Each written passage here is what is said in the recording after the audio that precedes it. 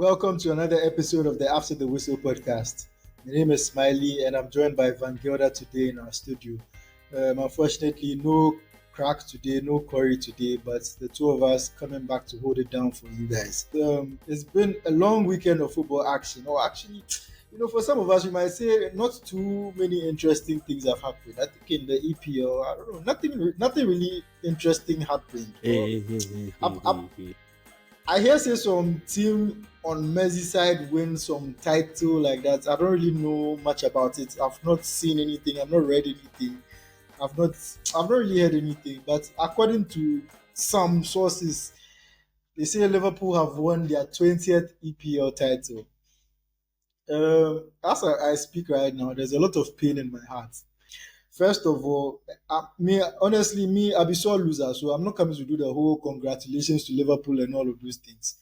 But all I can say is Arne Slot, for one, has equaled the likes of Mourinho, Ancelotti, Pellegrini, and Antonio Conte in winning a Premier League title in their first season, which is an impressive achievement. But before I go into any of this, Van Gelder, what are your thoughts on Liverpool's title win? Because they seem to have wrapped it up very easily without much of a challenge. In previous seasons, at least, we've seen a healthy title race. This one has been dead for like, say, a month, 2 months now. I want to start by saying congratulations to Liverpool and Freddie in particular. Daddy Fred, congrats to you and your team. I'm not a sore loser. I can admit when someone has like that. See, the Premier League or any league, winning any league title in general shows the strength, character, and abilities of your coach and your team. Whether you vex or you no vex, I know the base. So if you go through a whole season and win the league, they deserve to be applauded. I don't know what you were expecting. It was Arsenal that was chasing them. I don't know what they mean by we had expected them good. It be Arsenal. I don't know what they expect for there. I mean, But to be fair, nobody expected Man City to be this bad. So that's when I say I didn't expect it to be this easy. At the very least, like once the last time Liverpool won the title, that was also fairly easy because they had wrapped it up basically by the COVID break. January, So yeah. Liverpool will be like every time then they get things handed on a silver platter to them. Like I don't really understand. But you see, it's not handed. If it just happens that every time they win, it coincides with everybody else being bad. It's just I don't know. I don't know what's they happen. I don't know with payments they go on. But So all I know is say so you want every to say time. be Mickey Mouse title? Oh no! This one in particular, the one for the COVID era, they be asterisk day back. They know if you do back parade and things, but this one in particular, I think they've thoroughly deserved it. Uh, Considering that one and the slot, no one knew what to expect, and in fact, not just because and slot, nobody knew what to expect from Slot, but also because Jurgen Klopp is such an iconic manager for Liverpool, and we've seen across different clubs that when such a manager leaves, it takes clubs usually 1, 2, 3, 4, for some clubs almost 12 years to move on, right? And get their act together. But for Liverpool, it seems that they've picked the right man for their as their replacement. And he did very well by just coming almost like not changing too much, right? And then they've just gone through the season, and thankfully for them, they've won the league. So congratulations to Liverpool and the Liverpool fans out there. I think they deserve it. I think they've won the league in an impressive manner. They've been the best team in the league all season. If you take the grand totality of it, they've been the best team in the league. I don't think anybody would disagree, especially Man U fans, because you opposed to the relegation battle, but that'd be cool. Yeah, it's match with 30 something, still no get 40 points, but that'd be cool. So yeah, I think they've deserved the league title. I think they've done well. Mo Salah has also broken the record for most goals scored by a foreigner, I think, in the league. He's now surpassed Kun Aguero. So big ups to Mo Salah. I don't know if he will still be able to break the assist record or not. I don't know whether he catch or catch, but it'll be good for him to be able to do that, or just to add it to whatever. So I think they deserve it. Generally, that's my thoughts. I think they've deserved to win the league. Intriguing to see what they will do next year, because then most people will get their acts together. I don't think Man United will, but most clubs will get their acts together. And we'll see where we go from there. Again, I'm trying hard not to say anything positive because I don't feel anything positive in my heart. But what I would say is that Arne Slot has done well to take over from managers legendary as Jurgen Klopp and managed to do this in at the first time of asking, because we all know how these sort of transitions happen. At the beginning of the season, I admit, in fact, if you just go back to our first episode of the season, I said Liverpool were not going to finish in the top four. That prediction has gone completely off. Like, yeah, so that should tell you how low my expectations were and how much he's been able to surpass them. So, yeah, it's been a great achievement for him.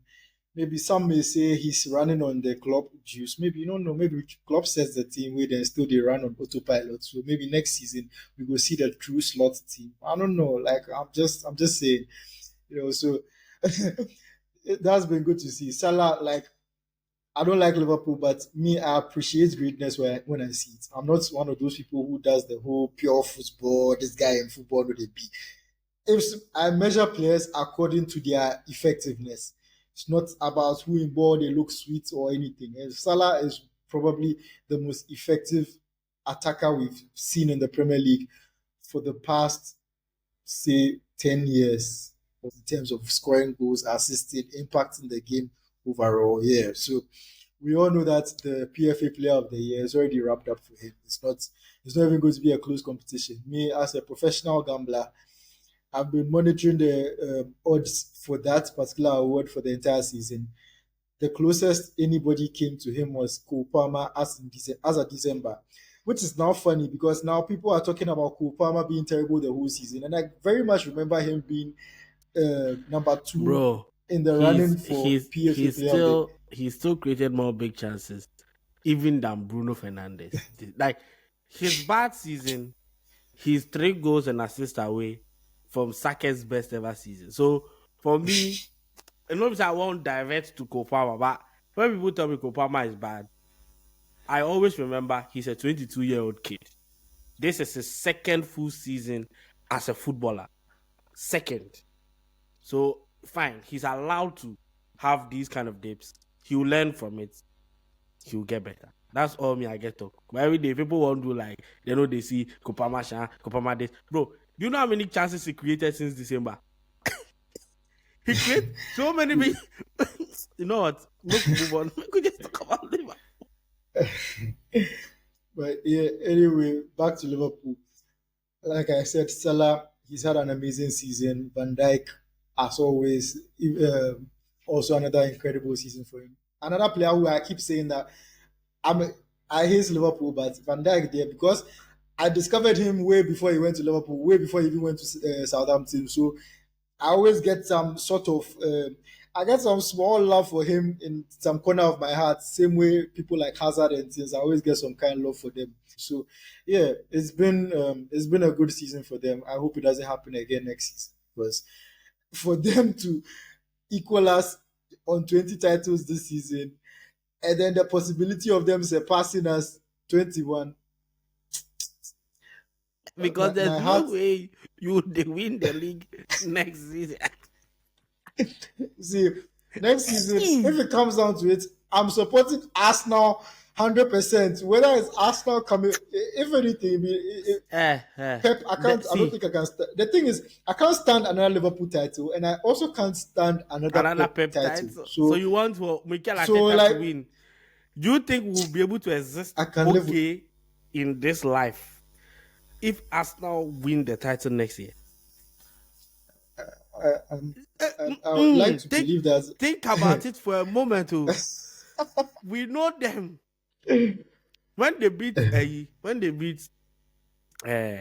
Real Madrid, one of their tacticals puts a breakdown of how an extraordinary team beat serial winners and the man who brought the tactics from heaven.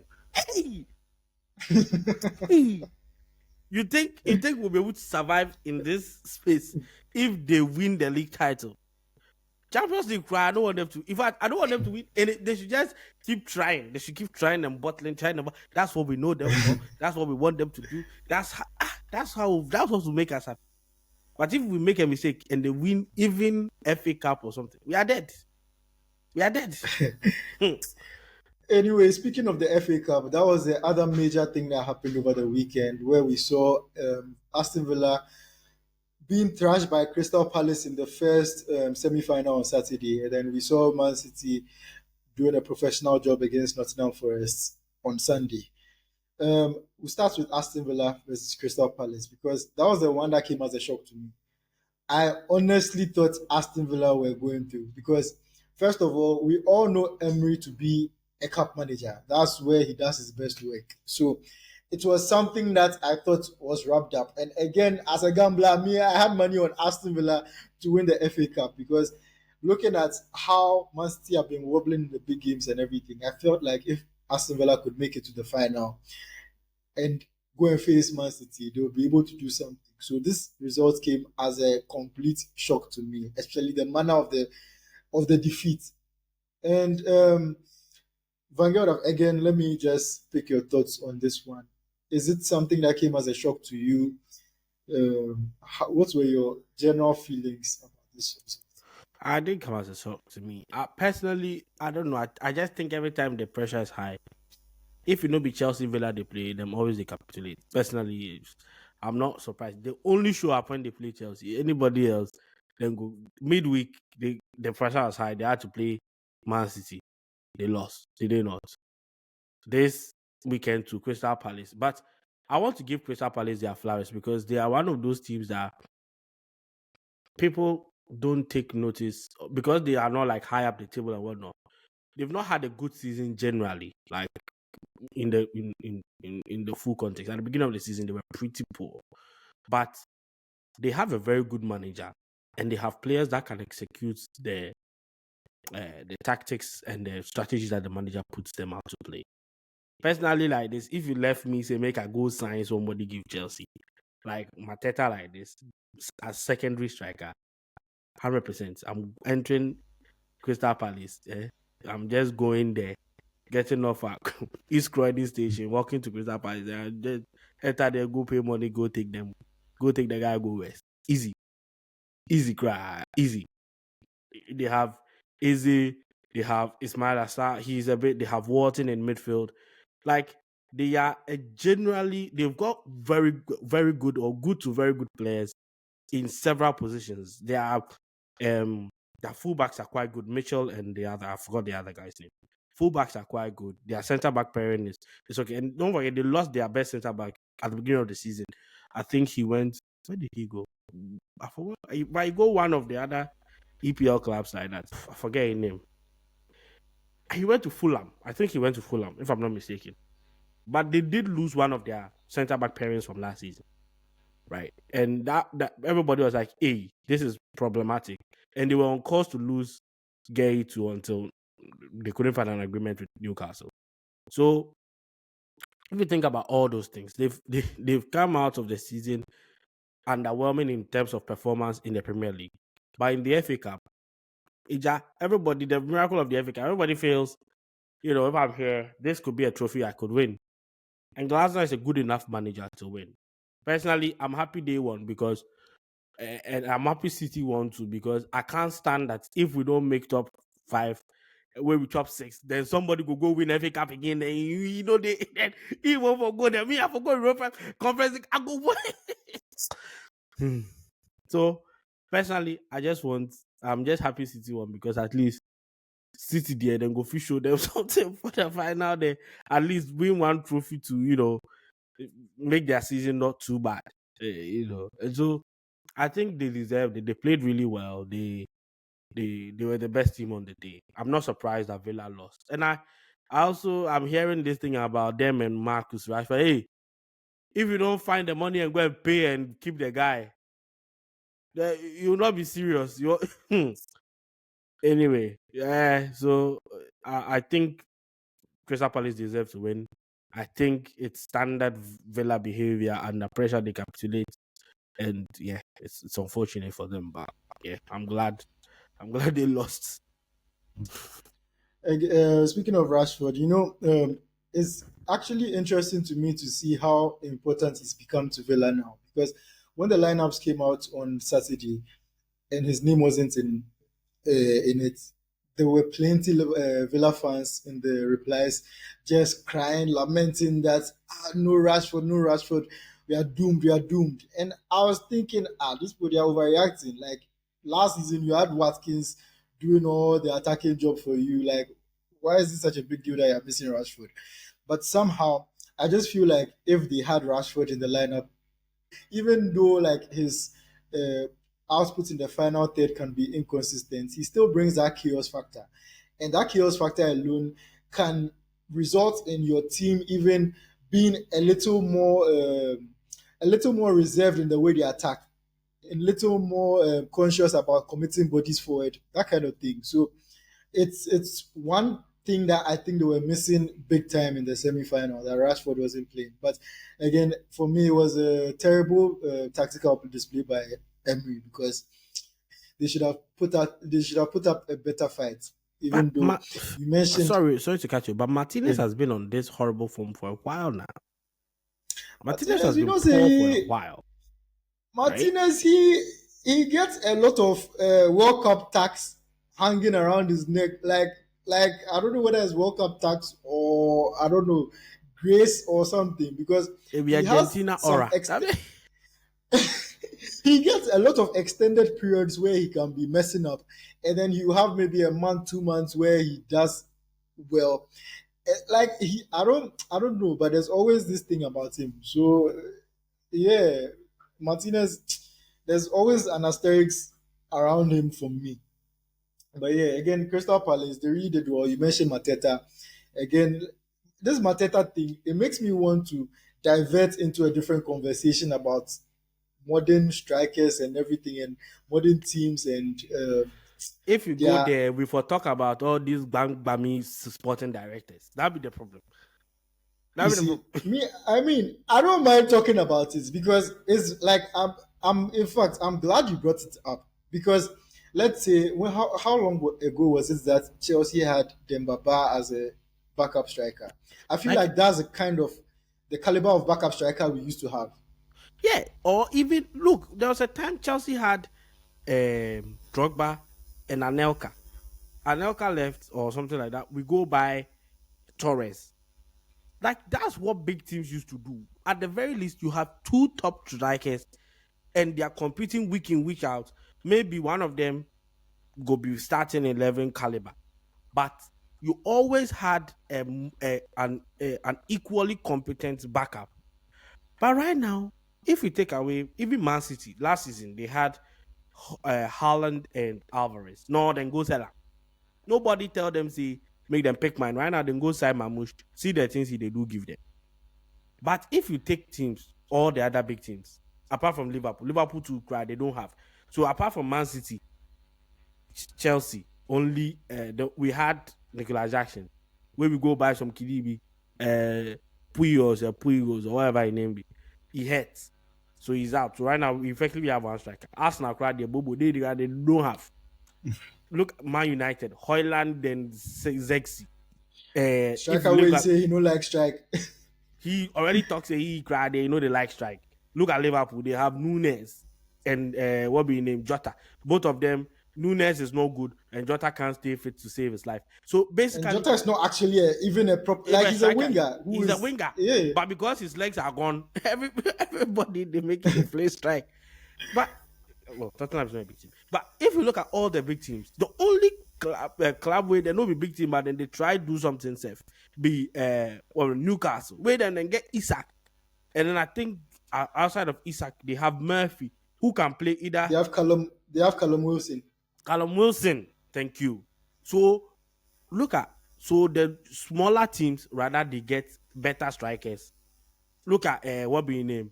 If you go Fulham has what be your name? The Muniz, Mexican, that Muniz guy. Then get uh, this guy come old from Wolves. So then get Rodrigo Muniz. They get Carlos Vinicius. Where they get Raul Jimenez. Raul Jimenez, yeah. Then get 3 strikers. If you go Crystal Palace, then get Jean-Philippe Mateta. Where then get somebody may talk Edin Ketia no good, but he still be striker he's a for striker. their level. If you go Wolves have what be name the guy Strand Larsen.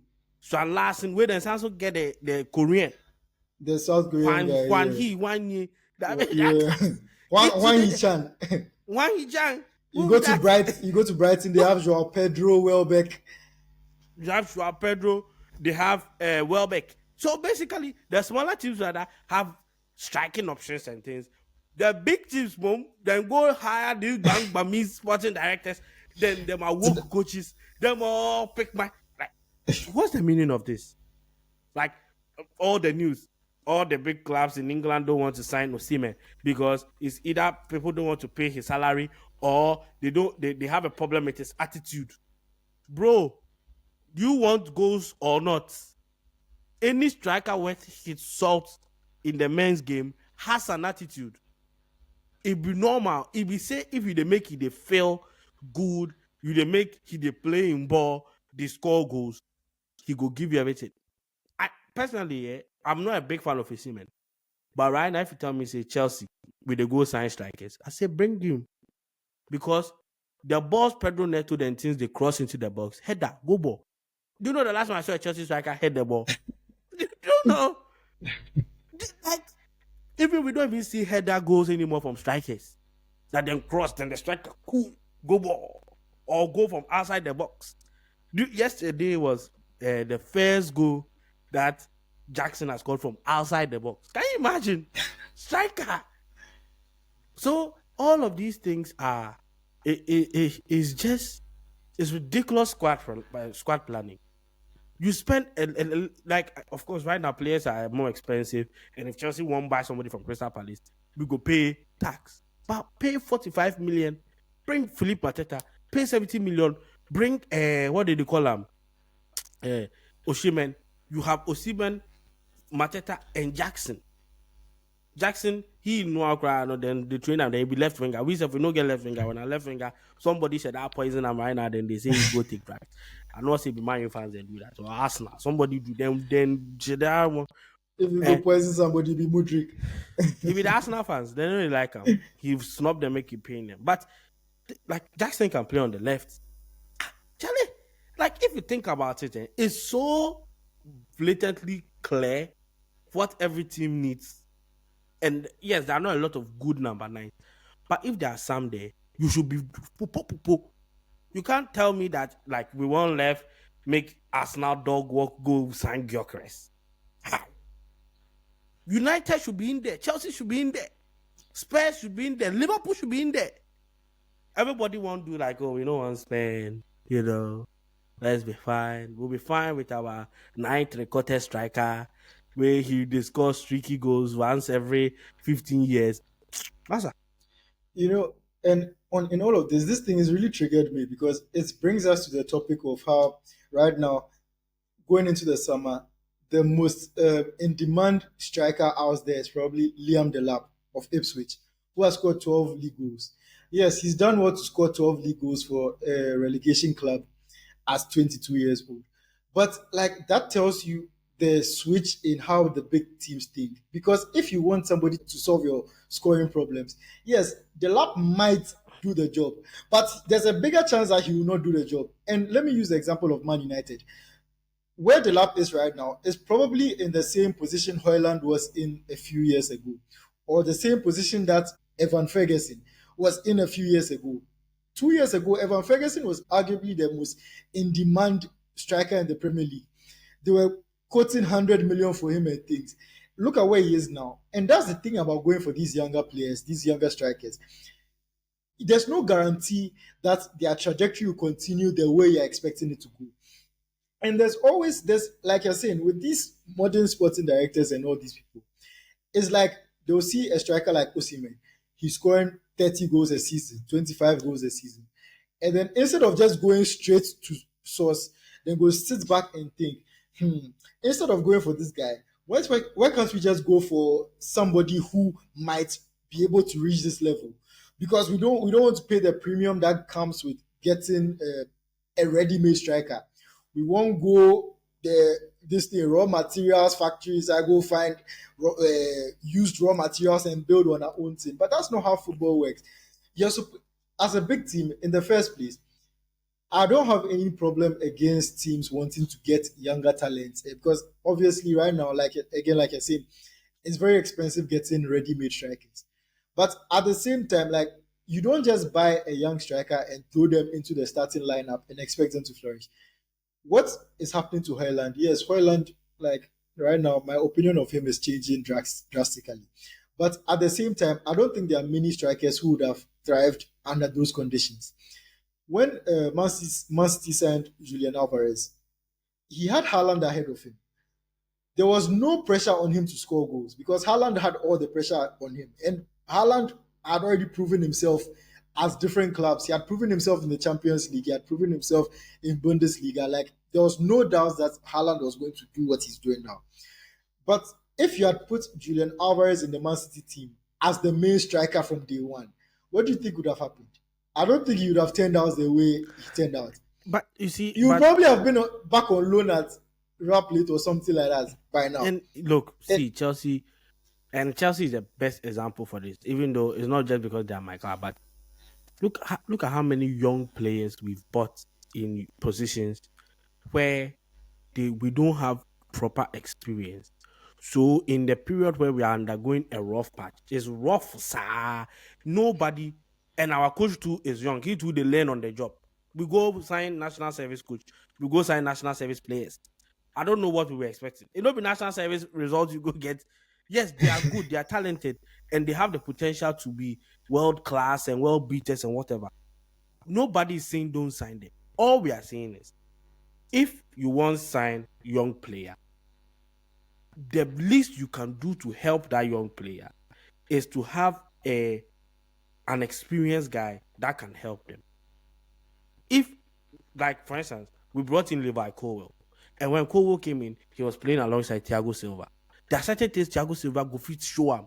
Oh, you know, be every time you for rush, you for calm down, you for do this, you for do that, you for do. So that experience of playing with Thiago Silva for a year or two is invaluable. By the time Thiago Silva they left, at least Colwell know certain things. If you are playing him alongside somebody else who is also quite experienced and whatnot, all of that helps. But you won't, why not? They say they don't go sign some guy and the Bournemouth defender hoist because they don't want mess out. Fine, go sign them. You go sign them. But you are playing. You have Hoyson, you have Colwell, you have Chaloba, you have Badiashile, you have Disasi, you have a Champon. That'd be 6 center backs. Where you get 6. Why? And all of them, the oldest person be Disasi. Where you to share? So where will they go from here? And I'm very sure among all these people you've mentioned, I don't think they have more than 10 Champions League appearances. No. Between them.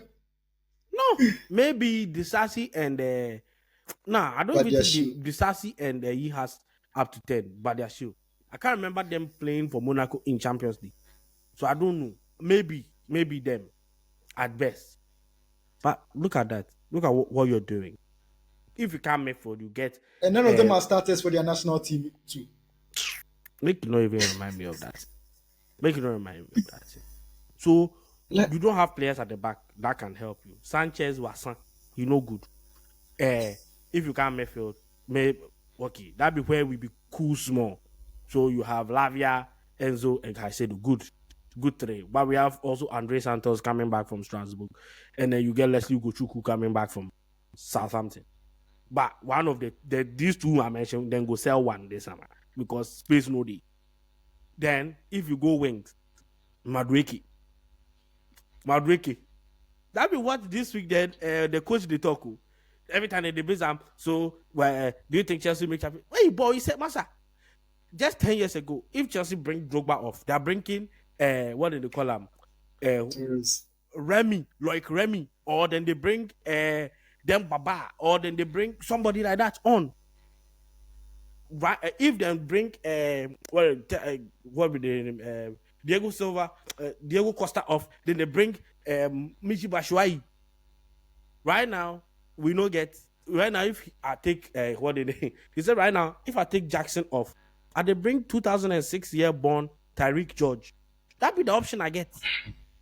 Or make a if I want West Crash Shimweka, he's if he be younger past Tyreek George. He's like 17 or something. How can you expect the team to progress? So for us, based on our circumstances, then staying in the Champions League all season means that we've done well. For Chelsea, where Chelsea fans ball, how can you have such an Arsenal-like mentality? Say if you did Champions League position, but look at the, the tools he has to work with. If you look at the tools he has to work with and their experience and the collective balance of the team, you can understand why for him, if you've never been in Champions League position for 2 years and in 1 year, in this season, you've been in Champions League position almost all season. For them, that's progress. Of course, for them, that'll be progress. For us, we've seen our teams win. But you saw them win that we had Deco, Lampard, Michael Essien, Ballack at a point in our club, John Obi Mikel in addition. 5. Look at these midfielders I mentioned. 5 who they were competing for places. They were competing. We had Maluda, you had Damien Duff, you had and things on your wings. You had Willian and Hazard and Pedro. Right now we get Madueke and Neto. But I say make we not talk. Look, what kind of squad planning is this? And and the bottom line for me in all of this is that these teams need to stop being overly fixated on the future and think about the present. And that's the thing about clubs these days. It's like they don't realize that you can build your present and your future at the same time. I'm always using Real Madrid as an example. At every point in time, you can see like a succession plan for Real Madrid. They had at the time when they signed Hazard. In fact, when Ronaldo left, they signed Hazard. When they signed Hazard, they also signed Vinicius and Rodrigo as their succession plan for Ronaldo and Bale. Hazard, it didn't turn out well. Bale too decided to check out of football very early. So the progress of Vinicius and Rodrigo had to be fast-tracked. But you could see the succession plan that they had. The plan wasn't to jump straight from Ronaldo to Vinicius and Rodrigo. The plan was to jump from Ronaldo, from the Ronaldo era to the Bale era, supported by Vini and Rodrigo. And then, like, everything was just messed up by what Hazard and Bale came to do, everything. But, like, that's how teams plan their succession. If it was Man United, Endrick would have been a starter at United from day one. But see how they are even starving him of game time for the fans to even get pissed. Same thing with Arda Güler.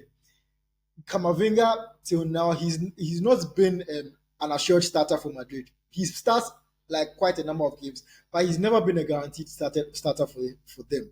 And that's really how you build a team. Like, at every point in time, you can have a senior player and a younger player who is understudying him, and they are both fighting for the same position. It doesn't mean that the senior player, his position is guaranteed, and the younger, but like, that's the kind of competition you build, not two teenagers fighting for the same position. Right now, assuming you don't sell Højlund, for example, for Man United, or even Nico Jackson for Chelsea. Bro, you know go sell him. Who they can buy is Højlund. Because both of our teams are in the same like situation in terms of the fact that you have Nicolas Jackson who is what 22, 23. You are probably going to be in the race. That's what they claim. You are probably going to be in the running for Delap. Man United also have Zexi and Højlund who are around the same age. They come to sign Delap, who is also within the same age range. Like, how do you expect things to work out? Because right now, if Delap doesn't start well, you are going to find a situation where you have 3 strikers in the same boat, in the same category. Like, how does that work? You don't have anybody who is guaranteed to score goals. Like, for me, this Osimhen thing, if not him, then Gyökeres, like, for me, is a no-brainer that you should be looking at somebody who has a proven record. 12 goals, like, you're talking about, like, Delap has scored 12 goals, and it takes me back to someone like Andy Carroll. When was it? 2011 when Liverpool signed Andy Carroll. Andy Carroll had scored 11 league goals as of January. At the time, everybody thought, oh, this guy, the sure banker, 21-year-old striker, very big, very strong. He scored goals in the Premier League. He's proven himself.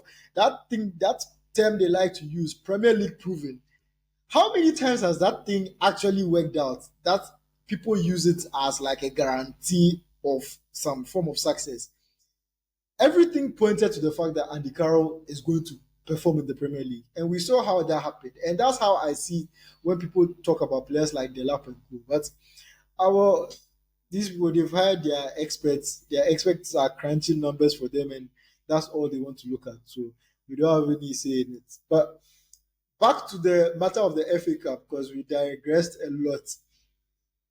In the other semi-final, Man City did a professional job against Nottingham Forest. One of those matches where you thought, oh, Nottingham Forest is their first time in the semi-final for a long time. Maybe they are going to ride on the fans' passion, try to put in a tough performance, something. Second minute, no, Man City just put all their hope in the sand, because from there it didn't really look like the game was going to go in any other direction. So Vanguard, like Man City, we've seen them in this position a lot of times. I think this is going to be their third FA Cup final in a row. What are you expecting to happen? And were you? I don't think anybody was truly surprised. See, me, I need all my ops in this top 5 race to be just bad. That I just need all of them to be bad. So that's why Villa in lost, they beat me. Nottingham Forest too, they beat me. Make them all just can't get bad form at the end of the season. Make everybody just lose. Me like this. Hey, see, I have an offer for Liverpool fans. It was simple. Next week, if you come Stamford, I think we are playing Liverpool next week. If you come Stamford Bridge, guard of honor, they did already. We go free talk to Caicedo, then Lavia, me, then can't talk sorry. Just make we hold that 3 points. Simple. Everton can give we free 3 points. You to give we free 3 points. Make we just hold and make we just go. I think it's a good offer. Think about it and get back to us. But my point is, me, like City have changed or have been playing better since the turn of the year. It's been gradual, but they've been playing better. Right? Their movements, how high up the pitch they play, their pressing, all of those things has improved since January. Where them then get shame. My manager, they thought small, so definitely he will want at least one trophy to take along for the season. So at least I won FA Cup. So me there, I knew that it was easy peasy. They will just win and they will just move on. I was very happy to see that they won, because that'd be what he need. We made them just win, make we just move on. At the end of the day, Nottingham Forest, they no go take the Europe do anything. Look, I they love them because them be my homeboys, but still, the Europe, they go can't tell like Newcastle them a first season as they go Europe, them shine for their way, then also shine for domestic. Then we'll chop like 17 for 18 for something. So if they know what be good for them, maybe they no go Europe, maybe they just chop fate or 6 or something. Take hold Europa. Take at least then go try that one before you go Champions League. So me, I think Man City will win the FA Cup. I think it's, for me, I do understand that Crystal Palace always causes Man City a problem. And for them, this is their third final in their history. So it's a big occasion and they may want to prove something. But it no go shock me say the final, same thing.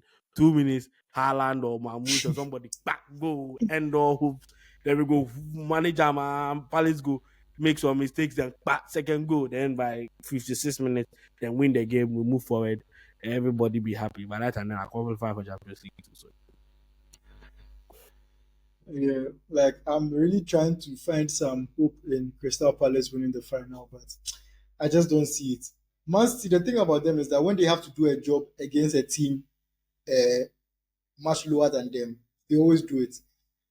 They are not the type of team that slips up in these type of games, especially under Pep. So it's very hard to see it. But I mean, when was the last time they lost I remember, when was it? 2013. They lost the FA Cup final against Wigan. So I'm hoping Crystal Palace can channel that same energy and go and do something for us. Yeah. Moving on to cup competitions in other countries. On Saturday night, we saw Barcelona winning the Copa del Rey against Real Madrid in dramatic fashion. 3-2, going into extra time. First of all, Real Madrid this season in the big games, particularly against Barca, they've been spanked left and right. It's not been nice to watch. Like this one was quite close, but in the end, still out at the same outcome. I don't know what is going on with them, or whether Flick just knows how to battle. Like I just don't know what it is. But what were your thoughts on that game? I said it last week. Real Madrid have not been good this year. Like, bro, them played 3 matches against Barcelona this year. The aggregate score be 12-4. So I don't know what again anybody was expecting. Yeah, this time they didn't do all this or remontada or monda, Juan, whatever thing then they do for the Champions League. But they still had a lot of, oh, we know, maybe we no go play, maybe this. Bro, just like what's going on? What's going on? Carlo to himself, he did serious negotiation. They say he will join a Brazil So FA by before the end of the season. He will join now. But because he be like I be them already announced after this match he they left Real Madrid. yeah, So it's likely he will join Brazil. He will go now. Then maybe Real Madrid will go take Klopp or somebody like that. But that's what I've heard. But at the end of the day, me, I thought Madrid would lose. Like, they shock me. Say Madrid lose. They shock me. Barcelona are very good. And they are very good this season. Like, some way, somehow, that them are a high line where everybody figure if we catch them, it'll be simple, quick ball over the top. Their defenders are fast, they are strong, and they understand how to play it. Where if you make one mistake, offside. So I don't. I'm personally, I'm not surprised. I did think Real Madrid would lose. I even slept halfway through. Woke up, Real Madrid had lost. I said, see a kind. So me, from my perspective, I think it's Real Madrid was supposed to lose because they are not good. And if you are not good, you shouldn't be winning trophies to use it to paper over the cracks. You should know your fans should know you are not good. That they will give you pressure, so you do the right thing in the summer.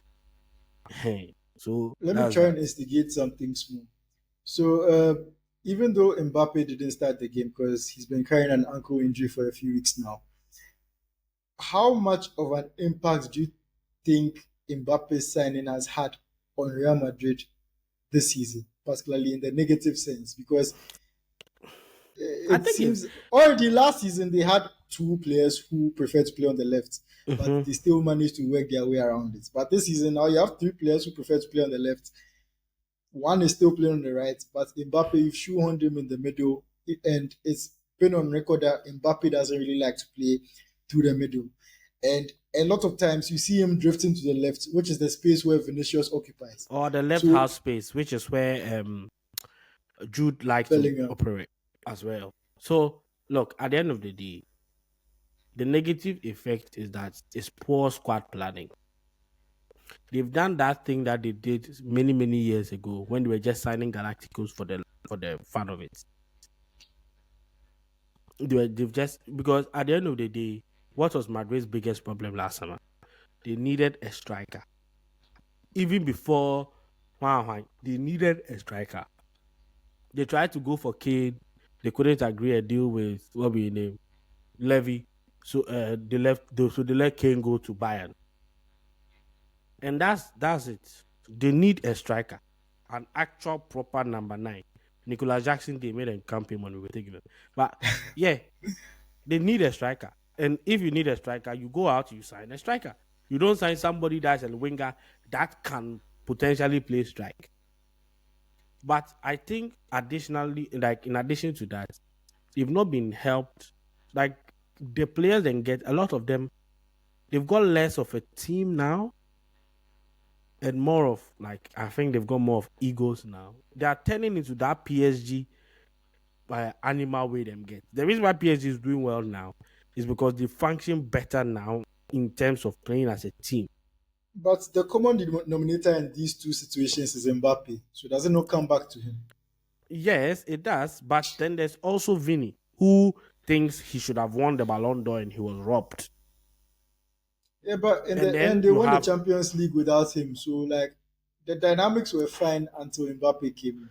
I'm not disputing that. All I'm saying is that by adding Mbappe, that's the point I'm making. By adding Mbappe, You've moved from frying pan to fire. You were already in the frying pan with Vinny and some of these other guys.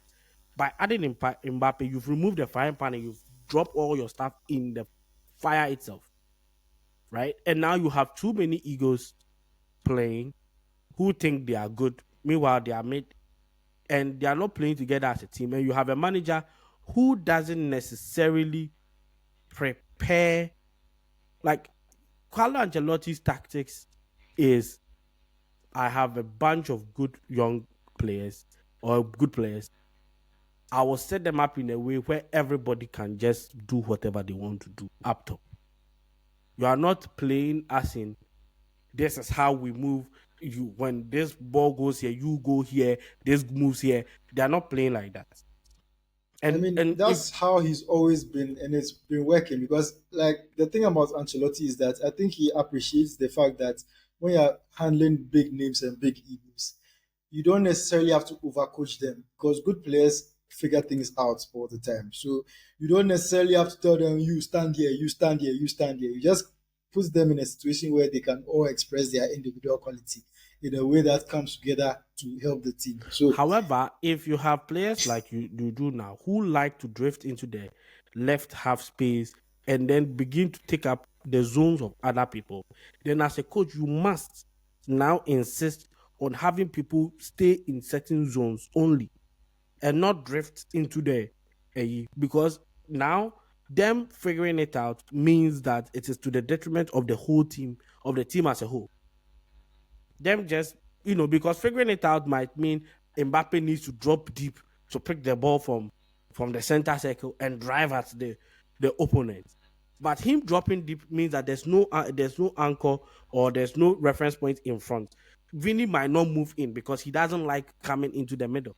Neither will Rodrigo do it. So at the end of the day, it'd be different if you say, you know what, Mbappe, I'm not saying you like the move around, but if Mbappe drop, Bellingham, I want you to fill that gap. If Mbappe move, go left, Bellingham, go around him, or Vinny, you go up top, or what be name, Rodrigo, Inspector Rajesh, come middle, make we just move around. Like there is a way that you can still coach them and still allow them to be the top players they have to express themselves. And if you don't do that, then you get what they have now, which is they don't look at the game against Arsenal. Almost that game, you play the first leg, you see, say Arsenal are a tough cookie to crack. So what do?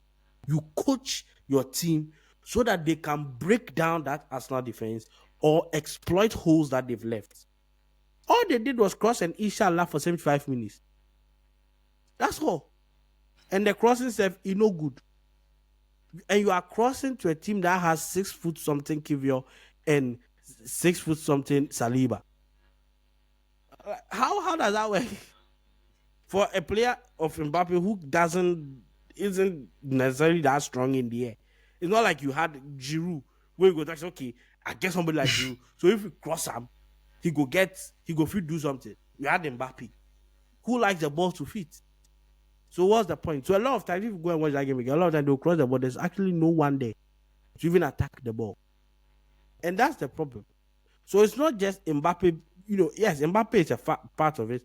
He's the known denominator in this whole two team saga, whatever. As he left PSG, he said then go catch semi-final. he can't no Real Madrid know the few make semi-final. That be what somebody could talk, not be me talk. But at the end of the day, it's not just an Mbappe problem. It's a coaching problem. I think, for instance, if someone like Flick was coaching this Real Madrid team, he will also find a way around it. He also likes to let his good players express themselves, but there's a way that they will still play. The thing is, I don't see how any coach would be able to completely solve this problem because it's not like, for me, it's just a simple matter of you have a bunch of players who like to play in a certain way. And this one, like you said, is poor squad building. It's a situation where Florentino Perez allowed his ego to get ahead of common sense. Because, like you said, a few years ago, I was saying if Real Madrid add Harry Kane to this team, nobody will see them at all. This was when Benzema left and they were looking for a replacement. If they had just signed Harry Kane as a replacement, it would have been a like for like replacement. Everything would have been perfect. But again, star power. Florentino Perez was fixated on the idea of I find it Mbappe weird for because play. when that first Mbappe pulled that first hood over their head, he swore that he won't sign him again. And And the that's what Madrid I fans were expected. all angry. They were all saying, "This guy doesn't respect us. We are never going for him. This is the end." And then for some reason, it's like they are just obsessed with star names. It's like no matter how they try to fight it, they just can't. So for me, like I said a few years ago, I said Kane, if they add him, nobody will see them at top. Beginning of this season, I think it was just 2 weeks into the season. I remember tweeting that at some point Real Madrid would have to choose between Vinicius and Mbappe. And I remember a lot of Real Madrid fans were coming for me saying that you don't know ball. First 2 games of the season, see what you they talk. But certain things if you see, you see. Like two players prefer to play on the left. And the thing is, you don't sign a player the caliber of Mbappe and not play him in the position that made you want to sign him in the first place. Like, then why are you signing him? Like, you signed him because you know he's excellent attacking from the left. Then you go and put him in the middle. The thing is, when you put him in the middle, he's going to perform in certain games. Like that one, it doesn't mean that if you put him in the middle, he could score 10 goals the whole year or something. Yeah, there are going to be games where he's going to get chances and he's going to score. But it's in the big games where you really see whether this has been a good decision or a wrong decision, whether it's a good fit or a wrong fit. Because in the big games, that's when it's now a matter of tactics against tactics. People are going to try and counter whatever you're trying to do. If you don't have that person up front who is going to be staying where you're supposed to stay, hold up the ball, link play, all of those things, that's when you're going to struggle. So, yeah, you can score hat tricks against Getafe and all of those boys, and you use it to happy yourself. But in the end, it's the big games where you're going to get found out. So, for me, I even thought they would go the other way, where they will play Inspector Rajesh rather in the middle and play Mbappe and Vini will play wide, but they will be swapping throughout the game. Look, this thing we they act like we no see as Mbappe starts, they not be right wing they play. He was playing the right, but the thing is, get that now he's a big star. Egos have changed. Vinicius, first of all, if Mbappe had come at the time that Real Madrid were first chasing him, it might have been a different situation. But the moment he came after Vinicius's Ballon d'Or season, suddenly you are walking into Vinicius's team. Vinicius is going to feel slighted if you move him somewhere else, but after he's had a Ballon d'Or caliber year. I get it, but this is Real Madrid Football Club. This is not. It's not Chelsea. It's not Dortmund or something like that. This is Real Madrid. You play where we tell you to play. Finish. If you think you are bigger than Real Madrid, we'll put you on the market and we'll sell you. Go to another club and go. He be and I go back. Oh, sorry, right one. It's simple. This is not. It's not. You see, there's a reason why big clubs are big clubs, and big clubs are big clubs for for the sole reason that when you come in there, no matter how big you are never bigger than the club. You play where the manager tells you to play. There is something called playing and switching rings throughout the game to cause trouble. You are not getting joy on the right. We swap you around. You come to the left. The guy on the left goes to the right so that he can also try. As a footballer, is it not fun for you if you are on the pitch and you are helping to find problems that your team can't find? Say you did left, you define joy. Your partner for right, they struggle. You know the B-steps say you go left, go the right there, then go show that right back or left back or whatever there. How would they do them? You self, you they come out looking better than me. But left, here's the thing. What if I'm playing on the left? I'm having a very good game. Now you won't make a go play the right. You are going to play the right so that the team gets better. Like you are not playing the right because we just don't want to make you play the right, keke. You are playing on the right so that the team gets better.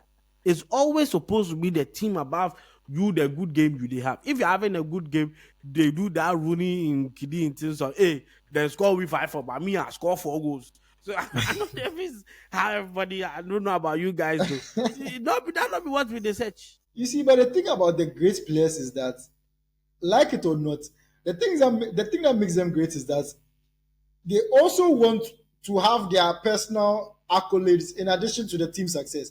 Some of them will come and pretend like, oh yeah, it's all about the team. This fake humility that Messi has been doing his whole career. But in the When we end, started they catch also want they also want to boost their own CV. Like they want the team to be great, but they also want to be great as an individual too. So like if I'm having a good game on the left and now you shift me to the right just because my partner they struggle for there. Now me too, and they go struggle for them, making start they claim the shine and everything. Like that's not how the big players think. So unfortunately, that's what makes them great, and that's also their flaw. Hmm. But as I said, I think for Mbappe, he should have started. They should have played him on the right. He can't come and tell anybody that he can't play there because we all know that that's where you started out. That's where you started out. Play on the right. Like right now, tactics, play the tactics. You go start like last season. Kopama could play for right. He will start as the bona fide right winger, but throughout the game, he actually never plays right wing. He's always drifting in to the right half space or right attacking midfield space, and then the right back. He be either go up and now give up. He be either do the actual right wing, but he's not actually the right winger. It's Kopama that is the right winger. And he gets a lot of joy out of that because if he drifts in, the angle open up to him, he can cross, he can pass, he can shoot, he can do 1-2, this and that. He can dictate the play and them kind of things. Like at the end of the day, there are so many things that you can do if you play right or left. And I think Real Madrid just haven't been bold enough. This is not a team full of Cristiano Ronaldo's, Benzema's, and Cruz and things where them win many, many, many, many, many things where you know go fit tell them, my friend, sit down somewhere. All of these players, they are good. They've won a couple of Champions Leagues and things, but they can still be told, shut up, sit down, move to the right, move to the left, and that's what they should have done. I think because you are buying somebody like Mbappe who comes with a massive ego, you must set the team up in a way where it is never Mbappe or it must be the team or you go day bench. Simple. Anyway, we've come to the end of this episode. If you haven't done this already, please follow us on our social media pages: Twitter, Instagram, ATW Podcast GCR, YouTube After the Whistle, TikTok After the Whistle, and again, subscribe to the YouTube. We know you like the Spotify, the Apple Podcast, but the YouTube too, we do for you guys. You guys demanded video for a long time, so we are giving you video. Subscribe to the YouTube and leave comments, like the episodes, share the episodes, do whatever you can to help us spread the episode to newer audiences. Again, thank you, Vangelda. I know today we didn't have a full house. Hopefully, we'll be able to get more people on our next episode. But we will try and improve on our consistency as well. So, Charlie, once again, thank you guys for listening. And as always, ATW dominates the conversation.